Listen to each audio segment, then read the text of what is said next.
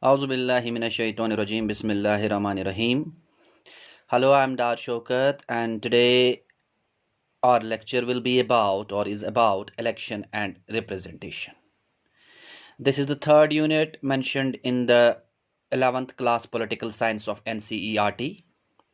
So today in this lecture we will discuss about what is election and what is representation, or we can say direct and indirect elections.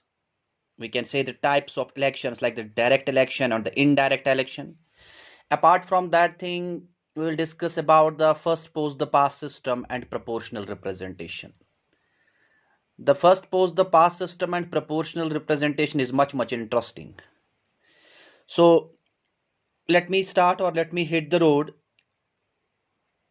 First thing we need to know is what is election. So simple. So what does the election mean?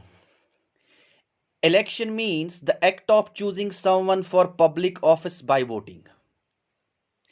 यानी हम किसी को choose करेंगे, लोग जो होंगे वो किसी एक इंसान को चूज करेंगे पब्लिक ऑफिस के लिए, but with the help of the voting. Here I am not talking about any examination. Here I am talking about the voting. With the help of voting, if anybody is chosen for public office, this process is known as election. So the elections are very important in the democracy, or I can say in the representative democracy. Modern democracy is representative democracy, यानी आज की जो democracy है वो representative है. Representative in the sense means that people elect their representatives who make laws and then run the government according to the wishes of the people. So this is called the representative government. First, the people cast their votes in favor of any representative. Once the representative will win the election, then he will go to the legislature or she will go to the legislature and make the law on the behalf of the people according to the needs and aspirations of the people. First thing. Second thing, elections have become the backbone of democracy, and we cannot think of democracy without the elections. यानी अगर हम कहेंगे कि democracy का backbone अगर कहीं पे छुपा है, दैट इज द इलेक्शन. और हम तब तक नहीं सोच सकते, there is no meaning of democracy without the elections. So democracy के अंदर इलेक्शन होना बहुत ज्यादा जरूरी है. Nowadays, periodical elections is held in every democratic country. जहां जहां पे भी डेमोक्रेटिक कंट्री होगी वहां पे periodic elections होंगे, लाइक 5 साल के बाद. ठीक. द इलेक्शंस जो होते हैं ये सेफ्टी मेजर्स होते हैं जो रिप्रेजेंटेटिव्स को रेस्पॉन्सिबल खड़ा कर देता है on the behalf of people. यानी इलेक्शन की वजह से जिन रिप्रेजेंटेटिव्स को हम चुनते हैं उसके बाद उनको हम लेजिस्लेचर के अंदर भेजते हैं लॉ बनाने के लिए. सो उनको लॉ लोगों के हिसाब से ही बनाना होगा. सो इलेक्शन ही एक इंसान को ये टेंडेंसी और ये ताकत दे देता है कि what should be for the next और what will be the next. यानी अगर ये representative as per the wishes of the people काम करे, so again he will win the election और she will win the election. लेकिन अगर ये लोगों के नीड्स एंड एस्पिरेशन से काम नहीं करता, सो याद रखिएगा नेक्स्ट आने वाले इलेक्शन में लोग इसको वोट नहीं देंगे. So if the people are not satisfied, if the voters are not satisfied with the policies of the wing party, so the voters can change the government. यानी जो मेजॉरिटी पार्टी होती है जो गवर्नमेंट बनाती है, अगर उनके पॉलिसीज से लोग सहमत नहीं होंगे, एग्री नहीं होंगे, खुश नहीं होंगे, सो नेक्स्ट जनरल इलेक्शन के अंदर उस पार्टी का खात्मा होना ही होना है और लोग जो होंगे वो उन रिप्रेजेंटेटिव्स को और उस पॉलिटिकल पार्टी को वोट नहीं देंगे. So, moreover, apart from that thing, we can say elections provide stability and consistency to the policies of the government. यानी गवर्नमेंट को हमेशा, गवर्नमेंट जो होता है उसने कहा कि welfare state, educate livelihood for all. So stability के लिए, कंसिस्टेंसी के लिए पॉलिसीज कंटिन्यू रहे, लोगों का वेलफेयर कंटिन्यू होता रहे, इसके लिए गवर्नमेंट होनी जरूरी है. सो गवर्नमेंट जरूरी होने के लिए इलेक्शन होने जरूरी है. सो इसके अलावा इलेक्शन बहुत ज़्यादा इंपॉर्टेंट होते हैं कि जिनसे गवर्नमेंट जो होती है वो पॉलिसीज बनाते रहते हैं लोगों की बहबूदी के लिए.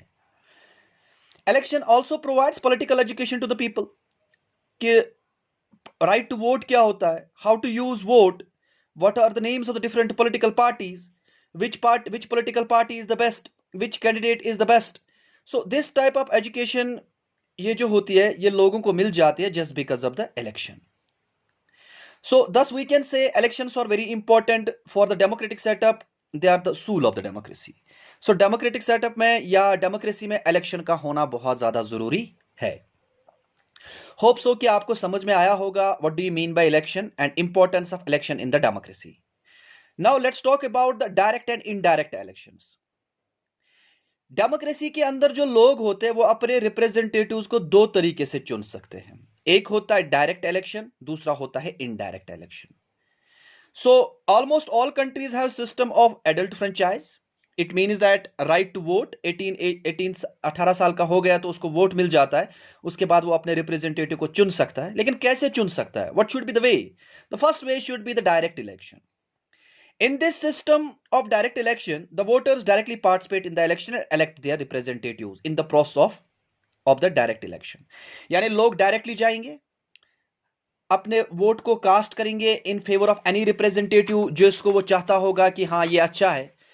जब वो उसको वोट डाले, जब वो पोलिंग स्टेशन पे जाएगा वोट डालने के लिए, डायरेक्टली बंदा गया, पर्सन गया, उसने अपने वोट का इस्तेमाल किया. या तो वो दो ही तरीके, एक के फेवर में करेगा और एक के अगेंस्ट में करेगा. जो बंदा सबसे ज्यादा वोट्स ले जाएगा वही डिक्लेयर्ड होगा विनर. So simple. इसको कहते हैं डायरेक्ट इलेक्शन. इनडायरेक्ट इलेक्शन में होता क्या है? वोटर्स जो होते हैं, जैसे हम लोग, हम डायरेक्टली पार्टिसिपेट नहीं करते. हमारे बदले जो होते हैं हमारे रिप्रेजेंटेटिव जिनको हमने चुना होता है, यानी इंटरमीडिएट बॉडी जो होती है वो इलेक्ट करती है रिप्रेजेंटेटिव्स को. तो बेस्ट एग्जांपल इज हमारे इंडियन कंट्री का जो प्रेसिडेंट होता है उसके लिए इनडायरेक्ट इलेक्शन होता है. हम पहले अपने रिप्रेजेंटेटिव्स को चुनते हैं, the members of the elected members of Lok Sabha and Rajya Sabha. So वो मेंबर्स जो होते हैं वो हमने चुने होते हैं. उसके बाद वही प्रेसिडेंट को चुनेंगे. So this is called indirect election. यहां पे लोग डायरेक्टली पार्टिसिपेट नहीं करते बल्कि उनके रिप्रेजेंटेटिव्स यहां पे क्या करते हैं? पार्टिसिपेट करते हैं. उसके बाद डिस्कस करते हैं इलेक्शन सिस्टम इन इंडिया के. इंडिया के अंदर इलेक्शन कैसे होता है? There are various methods for conducting election. Election को conduct करने के लिए बहुत सारे methods हैं. So far as the method of election system in India is concerned, so Hindustan में जो election होता है उसके लिए हमने एक what I can say एक अच्छे system को adopt किया हुआ. That system is known as a first post the past system. Again I will repeat. The most easiest method of election in India is first post the past system, which is also called the territorial system. इसमें क्या होता है territorial system में? In this system, the electorate of the country is divided into territories, units called constituencies. यानी हमारे पूरे countries को divide किया जाता है constituencies के अंदर. और at present हमारे पास 543 constituencies हैं. So hence the entire country is divided into 543 constituencies. Each constituency elects one representative. हर एक constituency से एक representative आएगा. और कौन सा representative आएगा? जो सबसे ज्यादा वोट्स ले जाएगा वही बन जाएगा विनर और वही बन जाएगा रिप्रेजेंटेटिव. सो अब डिटेल में समझते हैं कि first post the past system क्या है, इसका इंपॉर्टेंस कहां पे है. हाँ, बीजेपी मोदी की जो वेव थी यूपी के अंदर, वहां पे इसने बहुत कमाल दिखाया था first post the past system के अंदर. याद रखिएगा first post the past system के अंदर और इसके अलावा दूसरा सिस्टम भी है जिसको हम कहते हैं प्रोपोर्शनल रिप्रेजेंटेशन. पहले first post the past system को समझते हैं, उसके बाद हम समझते हैं कि प्रोपोर्शनल रिप्रेजेंटेशन क्या होता है. First post the past system जो होता है इसमें क्या होता है कि डिफरेंट पॉलिटिकल पार्टीज जो होते हैं, एक कॉन्स्टिट्यूएंसी से डिफरेंट पॉलिटिकल पार्टीज लड़ते हैं. उन पार्टी के मेंबर में से जो सबसे ज्यादा पार्टी वोट लेगी या जो सबसे ज्यादा कैंडिडेट वोट लेगा, सिंपली वही बन जाएगा विनर. उसी को हम कहते हैं first post the past system. अब मोदी की वेव जो यूपी के अंदर थी, Modi government garnered 2/3 majority in UP. 2/3 majority in UP. 37% votes Modi ने यूपी में लिए थे. सो तकरीबन 320 प्लस सीट्स उसने लिए थे. दूसरे साइड से अगर हम देखेंगे जो बीएसपी है, बहुजन समाजवादी पार्टी, उसने 20 से 25% सीट्स लिए। ध्यान से सुनिएगा, बीएसपी ने 20 से 25% सीट्स लिए, जबकि मोदी गवर्नमेंट ने 37% वोट्स लिए। सो मोदी की जो गवर्नमेंट है, 37% सीट्स, वो लेजिस्लेचर में गए, उन्होंने गवर्नमेंट बनाई क्योंकि उनका वोट शेयर ज्यादा था as compared to the BSP. So here what I can say, जो बीएसपी है उनके वॉइसेस जो है दे गेट म्यूटेड, वो हर्ड नहीं हुए, दे गेट म्यूटेड। 30%, 37% मेजॉरिटी जो है उन्होंने अपनी वहां पे सरकार बनाई और उन्होंने लेजिस्लेचर में उनको जगह मिल गई, जबकि बीएसपी को कोई जगह ही नहीं मिली। So in short system, in the first post the pass system, voice is heard is an option. So why this anomaly, ये एनोमली क्यों है, ये proportional representation and first post the pass system. So याद रखिएगा, जो party, जो candidate सबसे ज्यादा वोट्स ले जाएगा वही गवर्नमेंट बनाएगा। This is called the first post the pass system. So जिस पॉलिटिकल पार्टी के पास सबसे ज्यादा वोट्स होंगे वही बनाएगा हुकूमत, वही बनाएगा government. Again this is called the first post the pass system. Example के तौर पे समझ लेते हैं, 3 पॉलिटिकल पार्टीज है, ए, बी एंड सी। ए को मिले 4000 वोट, बी को मिले 3999 वोट, एंड सी को भी कुछ वोट्स मिले हैं, कम लेकिन। So at the top there is a 4000। So ये जो 4000 है, ही और she would be considered as the winner क्योंकि इसको ज्यादा वोट्स मिले हैं। तो यहां पे 3999 और सी जो है उनके वॉइसेस म्यूटेड रहेंगे, और किनके वॉइसेस हर्ड होंगे, जिनके 4000 वोट्स है। In this case the first could be declared as a winner and the second could be declared as a loser because the voices will be muted. याद रखिएगा। So ये हमने देखा कि first post the pass system क्या होता है। Now why this anomaly, what could be the cure of this first post the pass system, क्या क्योर होगा? देखिए, जो इसका क्योर होगा वो क्या, सभी कहते हैं कि first post the pass system को प्रोपोर्शनल रिप्रेजेंटेशन के अंदर चेंज करना चाहिए। अब वो देख लेते हैं क्यों नहीं होता है और क्यों होता है। एग्जाम्पल के तौर पर मैंने आपको जो कहा, जो 20% सीट्स यूपी के अंदर बीएसपी को मिले, they should be going to BSP and they must go to BSP. वो बीएसपी को मिलेंगे और उनको उन 20% के हिसाब से लेजिस्लेचर के अंदर अपना एक कोटा मिलेगा, अपनी एक जगह मिलेगी। In this way, every political party will get voice and every voter will get voice. Proportional representation के अंदर यही आएगा, हर एक वोटर के वॉइस को रेस्पेक्ट किया जाएगा। But in this democracy, this system is not possible. Why the proportional representation system is not possible in India?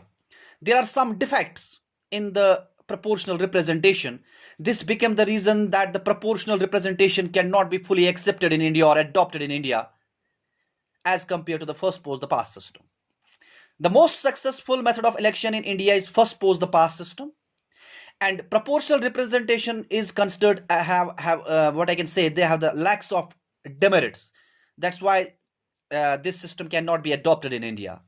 Now come to the point why proportional representation could not be accepted or adopted in India. As we know, in Indian country we have a democracy and we have a multi-party system. So अगर हमारे पास यहाँ पे multi-party system है so यहाँ पे क्या होगा, जब फिर 20% का शेयर भी लेजिस्लेचर के अंदर जाएगा, मतलब बीएसपी का 37% एग्जाम्पल के तौर पे बीजेपी भी जाएगा। सो पॉलिसीज जो बनेंगे हमारे, they should not be in the uniform. The policy should never be in the uniform. There should be always uncertainty of the policies. Number one. Number two, there should be always the malgovernance and misgovernance. And accountability की तो बात ही नहीं है. Proportional representation के अंदर accountability lack हो जाएगी, वहां पे अकाउंटेबिलिटी नहीं रहेगी. Why not accountable on particular MLA. अब लोगों ने जिस एमएलए को चुना होगा, लोग सोचेंगे वो अकाउंटेबल है, लेकिन ऊपर से सरकार किसी और के हाथ में है जिसने largest number of share of votes लिया है, जिनका प्रोपोर्शन ज्यादा है. सो यहां पे जो होंगे वो अकाउंटेबल नहीं होगा. यहां पे जो मेन पॉलिटिकल पार्टी ऊपर होगी वही अकाउंटेबल होगी. दो द वॉइस कुड बी यहां अगर प्रोपोर्शनल रिप्रेजेंटेशन आता है, then it means that the voice could be heard, but it's not possible in India. So इसमें क्या होगा, अकाउंटेबिलिटी नहीं होगी, या बट क्वेश्चन हम सिर्फ एक पॉलिटिकल पार्टी को कर सकते हैं. So there should not be a proper control, and there should be a low control on the in the system of the proportional representation. This became the reason that the proportional representation is not fully accepted or adopted in India, and the most effective means method of election here in India is the first post the past system. In simple words, a party or a candidate who get majority of votes could be declared as a winner. This is called the first post the past system. Now come to the point of adoption of first post the past system. Why India accepted this system? There are many reasons responsible for that thing. The first reason is that it's very simple as compared to the proportional representation. So due to the simplicity of the system, India accepted the first post the past system. One reason. Second reason, even an ordinary person can understand the factors behind the first post the past system. So an ordinary man or an ordinary person do not have a knowledge of politics and elections. So for those persons, the first post the past system is much acceptable. The next thing is, this system is considered as a very simple system. Why? Because I told you in the first post the past system, a person one who gets majority of votes or largest share of votes could be declared as a winner. So in this way, there should be a close relationship between the representative and the voter. In proportional representation, we do not have a close relationship between the representative and a voter. But in first post the past system, we have a complete and good relation between the representative and the voter. And the representatives held accountable. Accountability yahan pe hi aayegi. This system is helpful to make parliamentary government. उसके बाद अगर हम देखेंगे first post the past system के अंदर, it gives us a suitable form of government. It gives us a persistency and consistency in the government. So an ordinary person cannot understand this system, and it is not practicable for a big country like India. Like I'm talking about the proportional representation. That's much hectic in nature. So as compared to the proportional representation, the system that's the first post the past system is much easy. This became the reason that India adopted the system of first post the past system, because this system is considered as what I can say helpful for the national unity as well. Thus the first post the past system has worked very well in India, and it has made Indian democratic system much successful. This became the reason that India adopted the first post the past system. Hope so you understood. आपको समझ में आया होगा first post the past system क्या होता है, UP के अंदर क्या हुआ था.